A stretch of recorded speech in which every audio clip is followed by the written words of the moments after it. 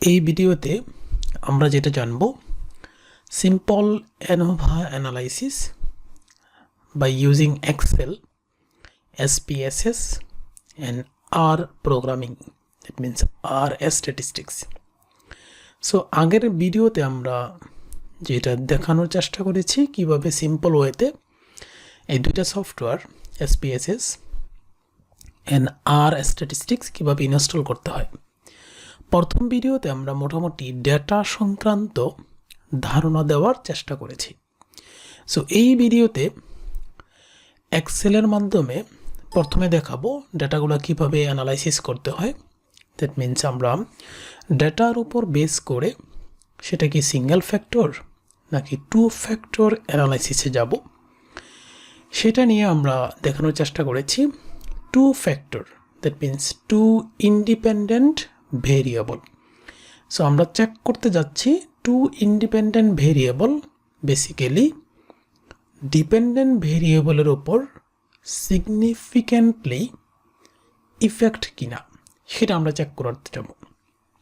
So সেই ক্ষেত্রে প্রথমেই এক্সেলের ডেটা অ্যানালাইসিস, ওখানে ANOVA two factor with replication means একই ডেটা, যেমন এখানে 20 জন স্টুডেন্ট প্রত্যেকে 100 গ্রাম করে রাইস দেওয়া হয়েছিল লাঞ্চ আওয়ারে। সো 20 জন স্টুডেন্টের 100 গ্রাম, দ্যাট মিনস রিপিটেড 20 জন মানুষের। সো এই কারণে ANOVA with replication analysis. So number of replication কত হবে, তাহলে যদি 20 জন স্টুডেন্টের 100 গ্রাম করে, আবার 20 জন স্টুডেন্টকে 130 গ্রাম করে যথারীতি। সো এখানে স্যাম্পল হবে 20। সো 20 জন স্টুডেন্ট করে এবং প্রত্যেকটাই সমান হতে হবে, যাদের মধ্যে আমরা কম্পেয়ার করব। যেমন 100 গ্রাম করে দিয়েছে, 130, 150 এবং 170 গ্রাম করে। ডিফারেন্ট স্কুলে 20 জন স্টুডেন্টকে দুইটা ক্লাসে এরকম করে 1 বছর পরে দেওয়ার পরে কতটুকু ইফেক্ট হলো তার ওয়েটের মধ্যে, সেটা আমরা দেখব। যেহেতু কার্বোহাইড্রেট আসলে ওয়েটটাকে কতটুকু প্রভাবিত করে। So ANOVA two factor with replication simple অ্যানালাইসিসের মাধ্যমে আমরা যেটা পাবো 100 গ্রাম, 130 গ্রাম এগুলার অ্যাভারেজ অ্যান্ড ভেরিয়েন্স এই ডেটাগুলো পারবো এবং সবশেষে ANOVA টেবিল আমরা পাবো। সো ANOVA টেবিলে যেটা আমরা দেখব সেটা হচ্ছে এফ ক্রিটিক্যাল ভ্যালু এবং পি ভ্যালু, দুইটা খুবই ইম্পর্টেন্ট। পি ভ্যালু আমরা আগেই জানি, যদি সেটা হয় লেস দেন 0.05 তাহলে আমরা বলতে পারি, যেমন এখানে স্যাম্পল যেটা এটা হচ্ছে রো, দ্যাট মিনস 100 গ্রাম, 130 গ্রাম, 150 গ্রাম এবং 170 গ্রামের যে কম্পারিজন, সেটা তো বলা আছে পি ভ্যালু অনেক ছোট, তার মানে সিগনিফিক্যান্টলি ইফেক্ট করে on the dependent variable, that means ওয়েটের উপর। আবার এখানে কলামও সেম, বাট ইন্টারাকশন এখানে যেটা বেসিক্যালি ইম্পর্টেন্ট, যদি কোনো কারণে ইন্টারাকশন, দ্যাট মিনস দুইটা ইন্ডিপেন্ডেন্ট ভেরিয়েবল কম্বাইনলি ডিপেন্ডেন্ট ভেরিয়েবলের উপর সিগনিফিক্যান্টলি ইফেক্ট যদি দেখায়, তাহলে সেই ক্ষেত্রে আমাদের ফোকাস করতে হবে, যখন আমরা ডেটা ইন্টারপ্রিট করতে যাব তখন এটাকে আমাদের স্পেশালি ফোকাস করে আগাইতে হবে। উপরে দুইটা যেটা স্যাম্পল এবং কলাম, এটা বেসিক্যালি মেইন ইফেক্ট বলা যায়। সো ইন্টারাকশন যদি সিগনিফিক্যান্টলি ইফেক্টেড না হয় তাইলে মেইন ইফেক্টকে আমরা ফোকাস করে ইন্টারপ্রিট করতে পারবো। কিন্তু যদি ইন্টারাকশন ইফেক্ট যদি 0.05-এর চেয়ে ছোটো হয়, দ্যাট মিনস সিগনিফিক্যান্টলি ইফেক্ট হয়, তাহলে ফোকাস করতে হবে ইন্টারাকশন ইফেক্টের ওপর। সো ইন্টারাকশন মিনস দুইটা ইন্ডিপেন্ডেন্ট ভেরিয়েবল সেখানে ইন্টারপ্লে করছে, দ্যাট মিনস কোথায় কোনো কানেক্টিভিটি আছে দুইটা ইন্ডিপেন্ডেন্ট ভেরিয়েবলের মধ্যে, সেটা খুঁজে বের করতে যথাক্রমে যে আমরা যদি আরও ডিটেলস অ্যানালাইসিসে যাই তাহলে post hoc analysis, that means Tukey HSD অ্যানালাইসিসে যেতে পারবো। দ্বিতীয় স্যাম্পল অ্যানালাইসিস সেম ওয়েতেই যথারীতি আমরা যেটা দেখছি, সেখানে স্যাম্পলের সেইটাও ইন্টারাকশন আছে, ইন্টারেক্টলি ইফেক্ট, কলামেও সেম সিগনিফিক্যান্টলি ইফেক্ট আছে, বাট ইন্টারাকশন যেখানে ANOVA টেবিলে সেখানে সিগনিফিক্যান্টলি ইফেক্ট না। যদি ইন্টারাকশন 0.05-এর চেয়ে বড় হয়ে যায় পি ভ্যালু, তাহলে আমরা মেইন ইফেক্টকে ব্যাখ্যা করে বলতে পারবো যে দুইটা ইন্ডিপেন্ডেন্ট ভেরিয়েবল ডিপেন্ডেন্ট ভেরিয়েবলের উপর সিগনিফিকেন্টলি ডিফারেন্ট মিন ভ্যালুগুলো। সো সেটার ব্যাখ্যাটা আমরা এভাবেই দিতে পারবো। আর ইন্টারাকশন যদি 0.05-এর চেয়ে ছোটো হয়ে যেত তাহলে স্পেশালি এখানে ফোকাস করে কোন ফ্যাক্টরটা দুইটার মধ্যে কাজ করে সেটা আমরা খুঁজে বের করতাম। থার্ড স্যাম্পলে 3 ধরনের ট্রিটমেন্ট প্রসেস 5 জন রোগীর উপর অ্যাপ্লাই করা হয়েছে, ডিফারেন্ট ট্রিটমেন্ট প্রসেস। সো আমরা দেখব যেটা এই যে ডিফারেন্ট ট্রিটমেন্ট প্রসেস সেটা বেসিক্যালি রক্তে ইউরিক অ্যাসিডের উপর। সো ডিফারেন্ট ডোজ দেওয়া হয়েছে, ডিফারেন্ট জিনিস দেওয়া হয়েছে, সেখানে রক্তে আবার দেখা হয়েছে মেজারমেন্ট করে তার ইউরিক অ্যাসিডের পরিমাণ কত এবং তাদের মধ্যে সিগনিফিকেন্টলি ডিফারেন্ট কিনা তারা। সো ইউরিক অ্যাসিডের উপর, দ্যাট মিনস ইউরিক অ্যাসিডের পরিমাণটা হচ্ছে এখানে ডিপেন্ডেন্ট ভেরিয়েবল, ট্রিটমেন্ট প্রসেস হচ্ছে ইন্ডিপেন্ডেন্ট ভেরিয়েবল, যেহেতু এখানে সিঙ্গেল ফ্যাক্টর অনলি, 3টা factor. So ANOVA single factor analysis করে দেখে গেল পি ভ্যালু 0.05-এর চেয়ে অনেক ছোট। সো আমরা বলতে পারি যে 3 ধরনের ট্রিটমেন্ট প্রসেসই ইউরিক অ্যাসিডের উপর সিগনিফিকেন্টলি ইফেক্ট করে। সো এরপরে দেখা যাবে যে কোন ধরনের যেটার মিন ভ্যালুর উপর বেসিস করে বলা যাবে কোনটা মোর ইফেক্টেড আর ইফেক্টিভ। সো এখানে অ্যানাদার অ্যানালাইসিসে স্ট্রিট লাইট অন করে এবং অফ করে 2 ধরনের এক্সপেরিমেন্ট চালিয়ে তারা দেখেছে 4 ধরনের মডিফাই করেছে বাইসাইকেলকে, control bicycle, rear end, high visibility reflective tape, 4 ধরনের মডিফিকেশন করে দেখেছে ডিটেকশন ডিস্টেন্সের উপর লাইটের কোনো ইফেক্ট আছে কিনা এবং 4 ধরনের যে ট্রিটমেন্ট বাইসাইকেলকে দেওয়া হয়েছে সেই 4 ধরনের ট্রিটমেন্টের মিন ভ্যালুতে কোনো সিগনিফিকেন্টলি পরিবর্তন আছে কিনা। সো সেটার যে সেখানে দেখা গেল যে স্যাম্পল এবং column, that means the street light on অফের মধ্যে তাদের মিন ভ্যালুর তেমন কোনো ডিফারেন্স নেই, দ্যাট মিনস পি ভ্যালু 0.05-এর চেয়ে অনেক বড়। সো আমরা বলতে পারবো সেখানে কোনো সিগনিফিকেন্টলি ইফেক্ট করে না ডিপেন্ডেন্ট ভেরিয়েবলের উপর, দ্যাট মিনস ডিটেকশন ডিস্টেন্সের উপরে।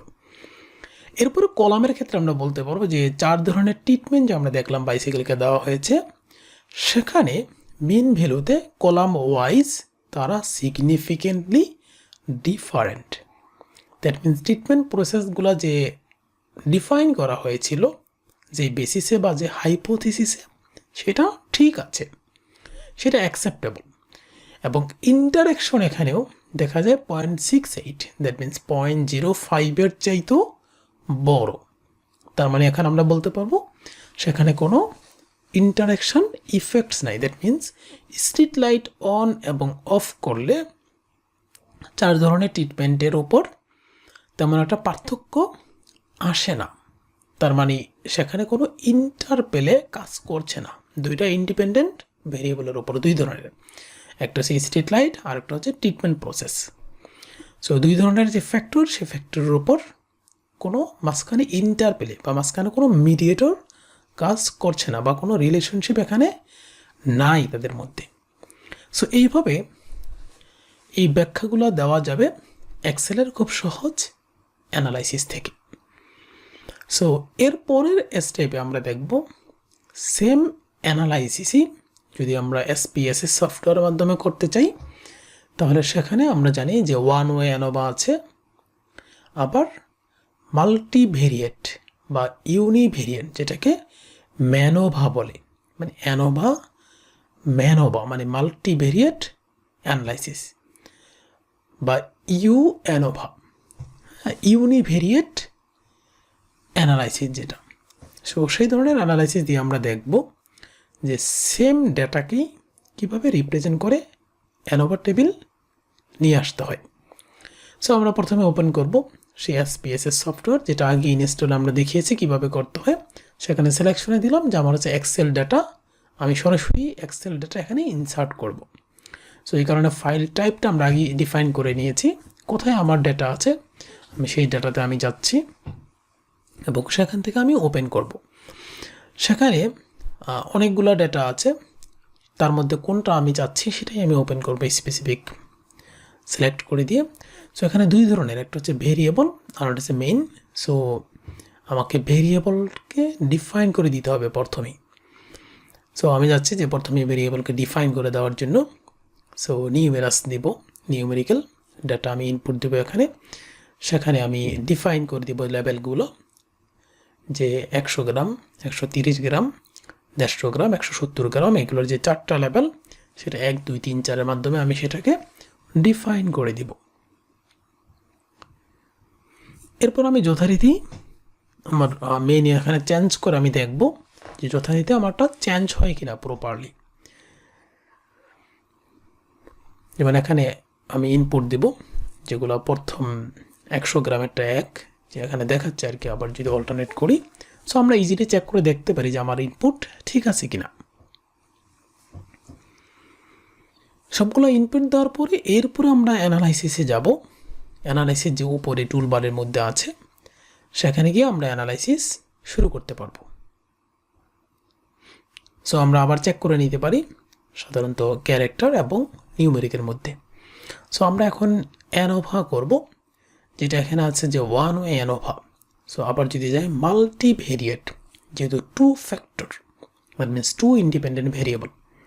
সো যেখানে একটা ফ্যাক্টর আছে সেটা হচ্ছে যে 4 ধরনের কার্বোহাইড্রেট, আর বাকিগুলো হচ্ছে ডিপেন্ডেন্ট ভেরিয়েবল 2টা।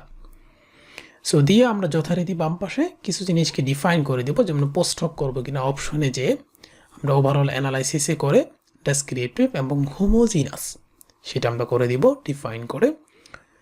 সাথে যদি আমরা পোস্ট হক করতে চাই, সেটা আমরা এখান থেকে খুব সহজে তাকি পোস্ট হক এটা ডিফাইন করে দিতে পারি, যেটার সিগনিফিক্যান্ট লেভেলও 0.05 ডিফাইন করে দিতে পারি। মডেলে আমরা দেখতে পারি যে ফুল ফ্যাক্টোরিয়াল করবো নাকি কাস্টমাইজ করব। আপাতত ফুল ফ্যাক্টোরিয়াল আমরা সিলেক্ট করে নিলাম। যদি ওকে দিই, তাহলে সরাসরি আমার অ্যানোভা অ্যানালাইসিস রিপোর্ট চলে আসছে। সেখান থেকে আমরা খুব সহজেই বলতে পারি যে খুব সূক্ষ্মভাবে যে এখানে অনেক ধরনের ভ্যালু দিচ্ছে। সো সব ধরনের ভ্যালু আমরা রিড করে বলতে পারি যে ইন্ডিপেন্ডেন্ট যে 2টা ভেরিয়েবল এখানে, যেমন গ্রেড 7 and 8, এবং সাথে কার্বোহাইড্রেট 4 ধরনের, সেগুলো কতটুকু তার ওয়েটের উপর, যে গ্রেড 7 এবং গ্রেড 8-এর যে স্টুডেন্টদের যে ওয়েট, সেটার উপর কতটুকু এফেক্ট করে। মানে কার্বোহাইড্রেটের ডিফারেন্সিয়েশন ডিফারেন্ট স্কুলে থেকে আমরা নিয়েছি এই ডেটাগুলো। সো এরা কতটুকু ইন্টারপ্লে করে তাদের মধ্যে, সো তারা সিগনিফিকেন্টলি ইফেক্ট কিনা। সো খুব সহজে আবার যদি আমরা যাই যে আরও ডিটেলসে, যে পোস্ট হক অ্যানালাইসিস, যেটা তাকি সেই ফর্মুলাতে আমরা ডিফাইন করে দিয়েছিলাম, সেখান থেকে ডাটা টেবল পেয়েছি।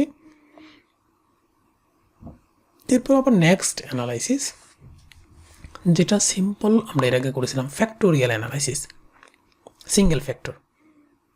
সো সিঙ্গেল ফ্যাক্টরে এখানে আমাদের টি টেস্ট করতে হয়েছে, অ্যানোভা টি টেস্ট। সেখান থেকে আমরা সেম রেজাল্ট, সেম জিনিসই আমরা পাবো, একটু ডিফারেন্ট আঙ্গিকে। এরপরে নেক্সট অ্যানালাইসিস আবার street light on of. So এর মাধ্যমে আমরা খুব সহজে আবার ডিফাইন করে দিতে পারি অন এবং অফ, এবং সেখান থেকে আমরা দেখতে পারি সিগনিফিকেন্টলি কতটুকু effect or not effect.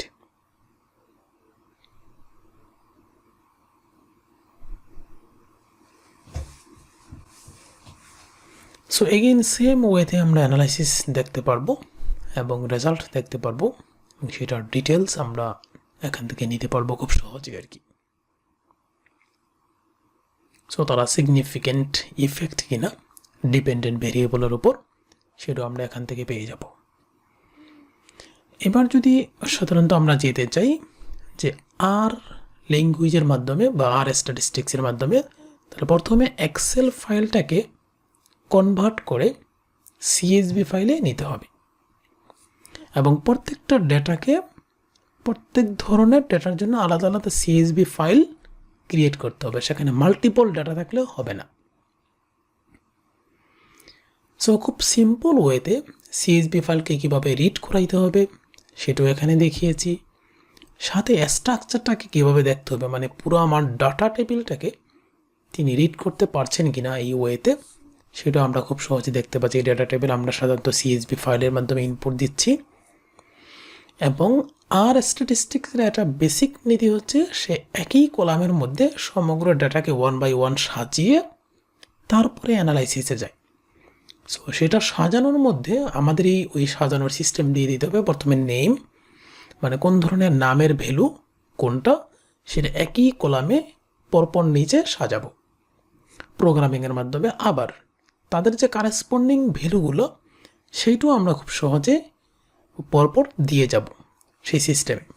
So এরপর আমরা খুব সহজে ডেটা টেবিল আমরা দেখতে পারবো যে ডেটা ভ্যালুগুলো, এবং সেটা ভিউ করে আমরা দেখতে পারবো যে তারা ঠিক মতো নিয়েছে কিনা। সো আমরা দেখতে পাচ্ছি যে একই কলামে যে 100 গ্রাম প্রথমে, তারপরে 130 গ্রাম, তারপর 150 গ্রাম, এভাবে করে সমগ্র ভ্যালুগুলো সে নেবে। এরপরে খুব সহজে আমরা অ্যানোভা অ্যানালাইসিসে যেতে পারবো খুব সিম্পলি, এবং সেখান থেকে অ্যানোভা টেবিল আমরা পেতে পারি, এবং এখান থেকে আমরা ইন্টারপ্রিট সহজেই করতে পারি। সো যাদের প্রোগ্রামিং ভালো লাগে তারা এইভাবে করতে পারেন, আর না হয় SPSS অথবা এক্সেলে করতে পারেন। সঙ্গে থাকার জন্য ধন্যবাদ।